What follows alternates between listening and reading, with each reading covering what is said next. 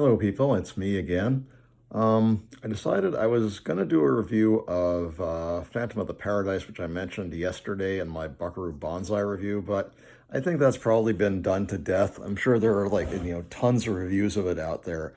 Um, so I'm actually going to move up to the 1980s, and I'm going to do a review of one of my favorite animated films of all time, Heavy Metal from 1981. I watched this in at when I was a student at San Francisco State, and it just blew me away at the time. The animation was fantastic, terrific voice work, some incredible use of what's called Z-axis, and I'll explain what that is in a minute.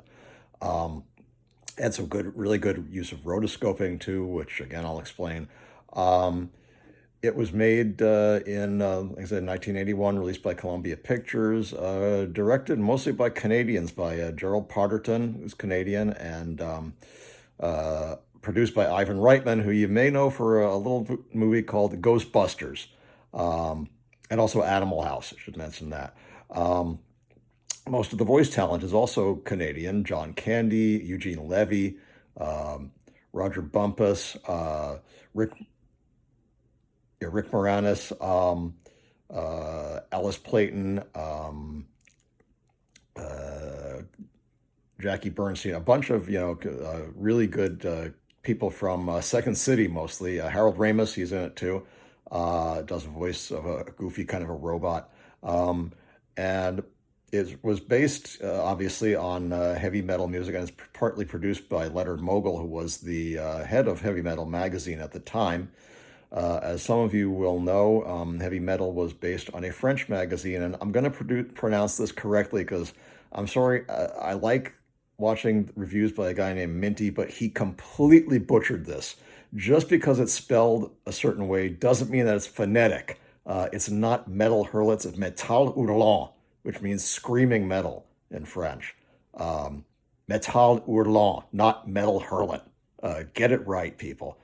Anyway, that magazine became heavy metal in America, and I was a big fan. I subscribed to it very early on, starting in 1979. I believe the magazine started in 76 or 77, actually, and I had a lot of some of those earlier issues a long time ago. I don't have them anymore, but I collected it, and I really liked a lot of the terrific animation in it. Yeah, it had some adult themes, and some of it was a bit sexist and silly, but it was mostly really good. The same thing can be kind of said about the movie, and I remember reading in the making of Heavy Metal that when the producers went to these animators, they said, "You got to remember, these are guys who've been drawing cute bunnies for years, and when we told them you could draw naked women and violence and sex and murder, they kind of went nuts." And so that had an influence on the movie. And again, it's in keeping with the tone of the magazine, too, which was a bit ahead of its time. Featured great artists like Mobius and Richard Corbin and Angus McKee and Bernie Wrightson. I remember seeing some stuff by John Brunner, who's also a great artist, Chris Achilleos, who did the cover poster, although it's ironic they didn't use his version of the character Taarna. They got Howard Chaykin instead, and Chaykin is a terrific graphic artist. If you haven't read American Flag, you should, because it is really good. Fantastic stuff. And Also featured Mike Ploog and some other really terrific animators. I'm sure I'm forgetting some people, and I apologize to them if I am. But music was also fantastic. It had the music from Devo, Journey, Black Sabbath, Blue Oyster Cult, Riggs, Trust, Nazareth, Stevie Nicks, Cheap Trick, Don Felder, Don Fagen, and a host of others. Really, really good stuff. Um, the story it is basically six interconnected stories. The interconnecting theme was originally going to be a carousel, which was drawn by the late Cornelius Cole. That section, unfortunately, which was called Neverland, was eliminated due to time constraints. And also, they just felt that the carousel was not a good enough connection. So they created this thing called the Lochnar, which is this big glowing green ball of evil that comes out of nowhere from outer space somewhere, and it's picked up in the first sequence, which is based on a short uh, sequence called Soft Landing. And I remember reading it, and this guy, basically this astronaut, pilots a 1963 Corvette down into the atmosphere and opens up a parachute and drives away. In the connecting story, he's taken this ball, the Lochnar, and he brings it home, and that transitions into the next section, which is just called Garibaldi. That's his name, and he shows it. His daughter says, "What'd you bring me, Daddy?" And he shows her this thing, and it immediately destroys him, like turns him into a skeleton. And the girl screams and freaks out, and it rolls up against her and says, with this deep, deep, dark voice, look inside me, and I'll show you what the destiny of your race is, foolish human, or something like that. And takes it into the next story, uh, which I believe is called Den, and that was based on a comic by Richard Corbin, and it's illustrated by Richard Corbin. And it starts out with John Candy is this little nerdish guy named Dan, and he discovers the Lochner. He thinks it's just a meteorite, and he's looking at it and trying to examine it, figure out what it is, and a bolt of lightning strikes it, and he's drawn inside into this mysterious other world, where now he's this big, strong, hulking, Conan kind of hero. Got big muscular body, and there's a lot of kind of goofy jokes. He looks down and says, big. You know what he's talking about. And then he meets this girl, Catherine, and they like almost immediately have sex. And then she tells him that she's seeking this thing called the Lochnar, and it's held by this evil man called Ard in a castle. And that, if he goes and gets it, he can, become very powerful and help her get back home. She's from England. And so he says, okay, and they go off in search of this thing. They meet a couple of allies, one of whom is kind of a lizard-like guy, and they go into the castle, and they're immediately assaulted by like monsters and killers. And it turns out Art is actually, although he comes off as effeminate, he's actually kind of a god. He shoots him, and he says, "You'll have to do better than that," and he just heals instantly. So he's not going to be so easy to get rid of, and he's not going to be so easy to fight. But he tells Den, if you get me the Lochnar, he captures the girl. He says, if you let me get the Lochnar, the girl will live. He says, well, what if I decide not to? He says, well, he says this in a very lackadaisical, then you die, the girl dies, everybody dies. I liked that. I thought that was funny. So he says, okay, and he's going to go get this thing. He encounters an evil queen who is rather fulsome, and again, has sex with her, and then she finds out he's going to steal the Lochner. She's all pissed off. She's going to kill him. Tries to kill him, but he's too strong, and he manages to get away. There's this ritual where they're trying to summon a kind of a Lovecraftian deity called Ulatek using this thing, the Lochnar, and they shoot into this pool of water, and a lightning bolt goes down it, and it's summoning this strange, tentacular, odd-looking creature. There's some sort of cosmic horror, and Den manages to destroy it at the last minute, and the Lochnar explodes and destroys both Ard and the evil queen. And then he and Catherine sort of ride off into the sunset. There's no negative impact in that particular story, but then we get the transition to the next story, which is called Harry Canyon, where the Lochnar is discovered in the desert. And against this discovery, one of the best songs in the movie, which unfortunately only plays for like a minute, is Blue Oyster Cult's Veteran of the Psychic Wars. They basically wrote their entire novel, Fire of Unknown Origin, for heavy metal. All the songs are based on segments of heavy metal, including a really good one called The Pact or Vengeance, which was written for the Taarna segment, but it was not used, unfortunately. But they did use that one briefly. It's one of my favorite songs of theirs. Lyrics are written by Michael Moorcock, and it is, in fact, kind of an Eternal Champion song if you listen to the whole thing. Makes a lot of mentions of his early works like The Winds of Limbo. And if you it goes into the next, like, Harry Canyon is, like I said, they dig it up in the desert, and a scientist is bringing it to New York to display. Uh, Meanwhile, we see the story of this guy, Harry Canyon, who's a cabbie, who's kind of a tough guy. A guy tries to hold him up, and he presses a button on his floor, and a disintegrator beam turns the guy into a skeleton, vaporizes him. He says, nobody messes with Harry Canyon. He takes the guy's gun away and puts it in this stash of guns that he's got in his glove compartment. Um, and next, we see this girl hails his cab, and somebody's shooting at her and trying to kill her, and she has the Lochnar, and she says, "Please help me." And he takes her back to his apartment, rather reluctantly, and again they have sex, and then in the morning she's gone, and the cops break in and say, "Hey, where's the Goyle?" He says, "Girl, what girl?"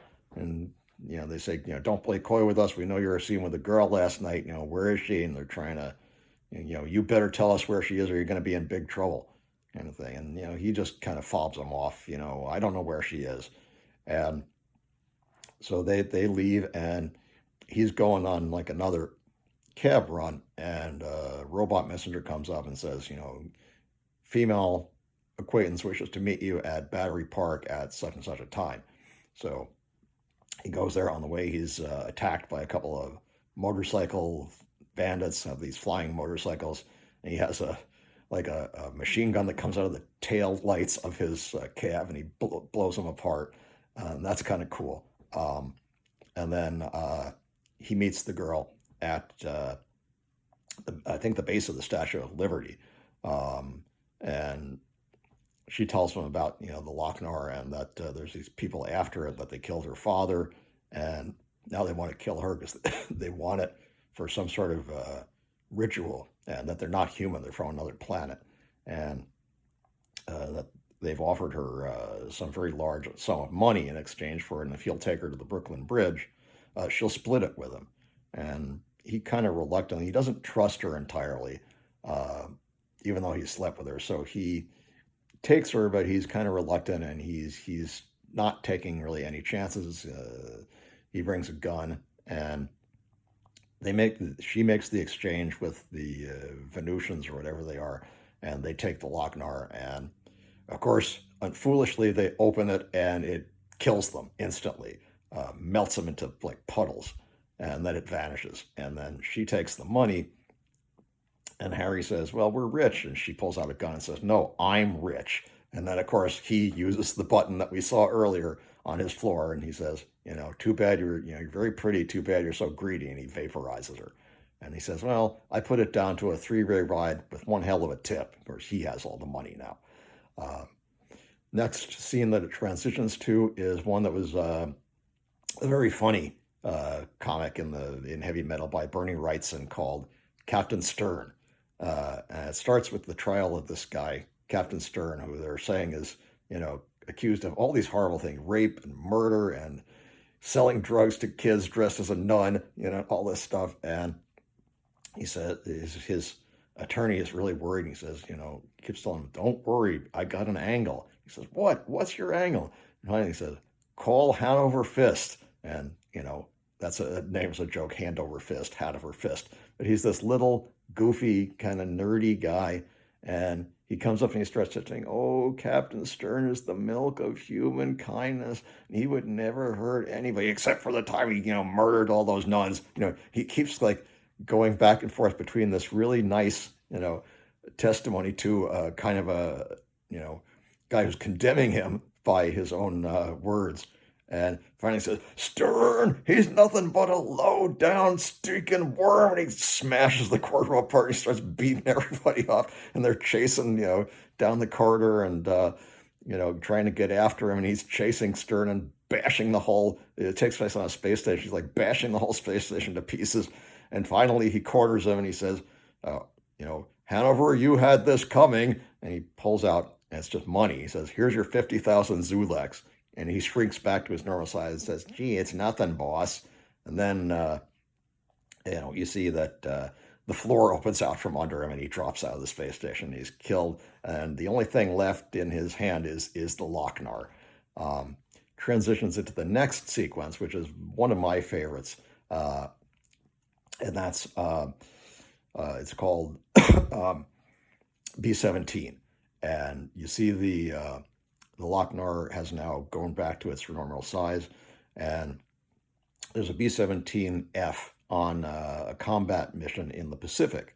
Yeah, B-17s were in fact used in both theaters of the war, not just the European theater, but in the Pacific theater as well, though not as copiously. But this is a run somewhere in the Pacific Islands, and of course they run into both flak and fighters, and they're all you know basically shot to pieces. Ball turret gunner is killed. The right and left waist gunners are killed. The radio operator is killed, and the tail gunner is killed. And the Lochnar comes up and smashes into the bottom of the plane. And the skipper decides he's going to go back. He puts the plane on autopilot, tells his co-pilot, wait here. I'm going to go see what happened. There's this green glow that suffuses the plane, and all of a sudden, the dead crewmen are brought back to life as sort of these half skeletonized zombies. This sequence was done, animated, I should say, by Mike Plug, but he's drawing heavily on Wally Wood. And if you look at the zombies, they're like something right out of a Wally Wood, like out of a weird fantasy, uh, or one of the horror comics they used to do for EC. Um, and they start, smashing up the plane and heading towards the cockpit because they want to get the captain now. And, the ball turret gunner comes up out of the ball turret, and the tail gunner comes up, and the radio gunners and the waist gunners, they're all after him. They're bashing down the cockpit door. And so I think the co-pilot goes back and he's torn to pieces. And so the skipper bails out. He bails out, ejects out of the B-17, and it goes out of control and crashes. He lands on an island, and the island is full of wrecks going like all the way back to World War One. There's like Curtiss Hawks and P-51 Mustangs and Spitfires and P-40 Tomahawks, and each one of them has a zombie inside it, and they're all coming after him. And then you see an outline of all of them as he screams, and it goes to the next section, which is So Beautiful, So Dangerous, based on a comic by Angus McKee that went on for a long time in Heavy Metal magazine. Never really had a resolution. It just kind of ended. But in this, they focus a bit more. There's a scientist named Dr. Anrak, and he's trying to describe this mysterious green glow from space. Uh, Meanwhile, there's a secretary played by, I think, Alice Playton, who's got a green necklace around her neck, and it starts glowing as he's talking. And he kind of goes nuts and tries to assault her. And then he and the girl are both, the spaceship appears and it drills a hole in, it's taking place in the Pentagon, drills a hole in the ceiling of the Pentagon and sucks them back up. Dr. Rannoch is smashed to bits, and the girl is okay. And there's a couple of robots, and saying one of them is played by John Candy, and he looks at basically the body of Dr. Rannoch and says, oh, how am I going to put this asshole back together again? And I thought that was really funny. Then there are the robots are talking about what they're going to do and where they're going to go, and the spaceship is run by these two kind of alien hippies, sort of, and they have this substance called Nibor, which is kind of like cocaine. They spread it all around the ship in this big machine that is like taking up half the cockpit, and they have these long, like elephant-like noses, and they snip it up, and they're all messed up, and they're navigating the ship towards a space station. One of them says, I know how to drive when you're stoned, man. You just have to let your hands handle the control as if you're straight. Meanwhile, he like crashes the ship completely. But they make a fairly safe landing. There's also kind of a joke between the girl sleeps with the robot, and he says, can we go steady? And she says, I don't know, and I feel kind of guilty. He says, oh, girls who've received physical ecstasy using mechanical devices always feel guilty. And that was good. And then she says, I want a Jewish wedding. He says, a Jewish wedding. There's some funny stuff in there. That scene doesn't really go anywhere. It just kind of, leads you into the next bit, which is arguably the absolute best. And it's the only one that's original.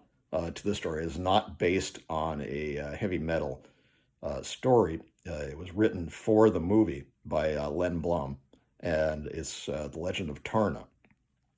We go down to a planet where there are these peaceful farmers living, and all of a sudden the Lochnar appears and it makes this volcano explode, and this green goo covers everybody, and the leader is covered, and he turns into this kind of a killer with a metal hand, and he says, "Death to all who oppose us." And they just start going on like a killing rampage throughout the countryside, taken over by this uh, evil.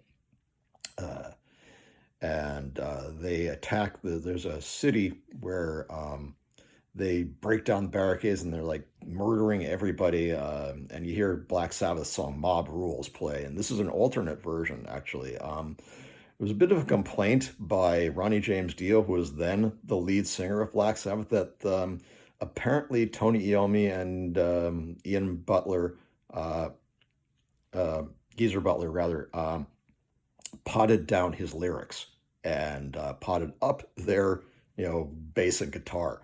I don't know if that's true. I've listened to the soundtrack. I don't hear any diminution in the lyrics, but that's what his claim was, and I think he sued, and as I recall, he won some sort of settlement. Anyway, there's this council of elders, and as these uh, murderous villagers are breaking in and shooting everybody to death with arrows and committing all these atrocities, they're trying to summon a being, the last of the Tarakians, who are sworn to protect them, a race of warriors. And the last one is Taarna, the daughter of Tarak the Great, and they're summoning her. And we don't really know if they're successful because all of them are killed. Then we go to a sequence where we see Taarna, and she's awakened and is swimming across a reflecting pool, comes up on the other side, and begins to put on this armor. That was rotoscope. What rotoscoping is animating over live action. They used a very beautiful live action model named Carole Desbiens, who at the time lived in Montreal, now lives here in Toronto, is still very beautiful. And they shot her putting on the armor and strapping on her sword, so it looks really realistic when they animated over it. All her movements are realistic. There aren't any exaggerated moves. Um, she holds up her sword to this giant goddess statue, who I think is Tarak the Defender, and a lightning bolt comes down through the sword and empowers it. And then she finds this bird.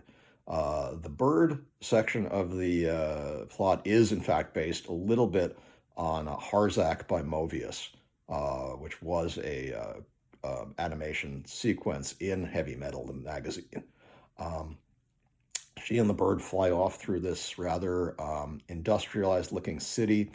Again, there are some great Z-axis shots, and I'll explain what that is. Z-axis is the use of what's called a multi-plane camera, where they take several animated panels and fit them together sort of like this in an assembly, one here and one here, and the camera shoots down through them so you get a three-dimensional image.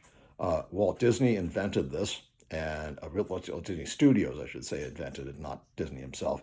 But and they used it, I believe, in Snow White and some other films of the time. It's not very often used because it's really expensive to do it, but they did it, and it looks terrific. She's flying through these like giant dinosaur skeletons and these industrial wasteland, and finally comes to this land where these villagers first kind of went bad, and she's looking for them. And there's a great sequence that's like something right out of a western. A band is playing in the background. The band is Devo, and they're playing I'm through being cool, which is a really good song for this sequence. As Taarna is ultimately cool. She walks in, and she's very beautiful. She's got white hair. She's tall and buxom and curvaceous, but she's got a big sword and looks kind of mean. And asks the bartender. She doesn't speak. She just holds up the symbol that was found in the dead hands of one of the farmers, and holds it up to the guy, and he points sort of, towards where they are. And a couple of bar patrons who are these corrupted villagers come up and start harassing her. And one of them's, kind of like trying to make a play for her and grabs at her. And she just takes the sword and decapitates them both in like 2 seconds. And then the bartender says, "Okay, okay, I'll tell you where they are." And he points, towards where the leader went. She flies the bird, goes after them. This bird is shot down by an arrow, and it collapses. And the leader captures her and starts torturing her, puts her in a rack and starts whipping her, and says, "Oh, so this is the great Taraki." And he looks at the symbol of a sword on her neck, identifies her, and he's mocking her. He challenges her to a duel, which ultimately she wins, even though he seems to be superior. He like uses his metal hand to flick her sword away, and he's got a saw hand. He cuts her open, and she's obviously mortally wounded, but the bird brings the sword back to her, and she again cuts his head off and defeats the evil. And then she flies up towards the Lochnar, which has become huge. It's like the size of the sun now, and is holding the sword out. And the Lochnar says, "No, no, don't sacrifice yourself. Don't do it." And she does. She plunges into the center of the Lochnar, and the Lochnar is destroyed. And then we see the sequence back on Earth, back at the Grimaldi's house, and the girl is now still staring into the Lochnar, and he says, "It doesn't matter if somebody sacrifices themselves, my evil still goes on." But we see the girl start to change, and the soul of Taarna has been transferred into her, and she starts becoming a Tarakian, and she vanishes the Lochnar. She's the new Tarakian that will protect the new generation. And we see Taarna's bird come back, or another bird like Taarna's bird come, and she nuzzles up against it and pets it, and she flies off. And now the universe will be protected because there's a new Tarakian. I think that's the best sequence in the whole thing. It's really animated well. Again, Taarna is drawn by the great Howard Chaykin. If you are not familiar with his work, become familiar with his work. He is fantastic. Read his novel that he wrote with Michael Moorcock called Swords of Heaven, The Flowers of Hell. Excellent, excellent graphic novel. It is an Eternal Champion book, which deals with I think it's Arakosa in a different form. There's also, I believe, a brief short story in there about Lord Shark the Unknown, who's from the End of Time stories, and that's drawn in black and white, but it's pretty well done too. Anyway, Heavy Metal was a fantastic movie, fantastic soundtrack. The animation is out of this world. It's comparable with anything that's done today, and this is from 1981. I saw it when I was at SF State, and the audience just went mad. They just loved it. So I hope you see it, and I hope you enjoy it.